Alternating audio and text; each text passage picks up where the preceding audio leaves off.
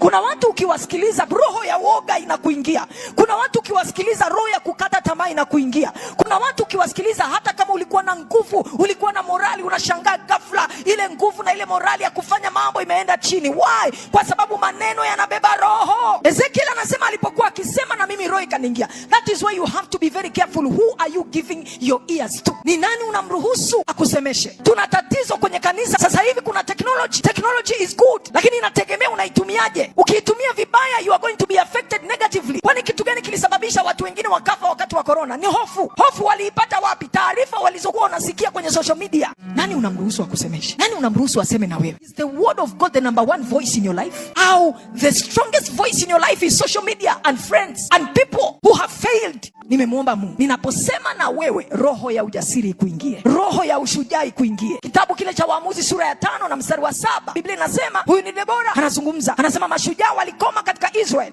na walikoma hadi mimi Debora nilipoinuka kama mama katika Israel. Ushujaa ndani ya watu wa Mungu wengi umekoma kwa sababu ya mambo mengi tuliyosikia, kwa sababu ya taarifa nyingi tulizosikia. Lakini inawezekana wengi wetu ushujaa umekoma ndani yetu kama ulivyokuwa umekoma kwa taifa la Israel wakati ule, kwa sababu ya mateso na maumivu ya muda mrefu. Ukisoma kitabu cha Judges utagundua ya kwamba wana wa Israel walikuwa wamekaa kwenye utumwa kwa miaka 20 chini ya mfalme anaitwa Yabini, aliyekuwa na jemedari wa vita aliyeitwa Sisera. Na kwa sababu walikuwa wamekandamizwa kwa muda mrefu, sauti ya utumwa ilikuwa imewakandamiza kwa muda mrefu, sauti ya kuonewa ilikuwa imewakandamiza kwa muda mrefu. Ikafika mahali mashujaa wakakoma, sio kwa sababu hawakuwepo, lakini kwa sababu waliokuwa wanawatawala walizungumza a lot of negativity to them, na wakafika mahali wakajiona hawawezi. Kwa hiyo mashujaa wakakoma katika Israel. Debora anasema mashujaa walikoma mpaka mimi mama nilipoinuka katika Israel. Na alipoinuka Debora alifanya kitu gani? Alimuita mwanaume mmoja anaitwa Baraka, akamwambia hear the word of the Lord. Mungu anasema unaweza wewe, chukua wanaume katika Israel,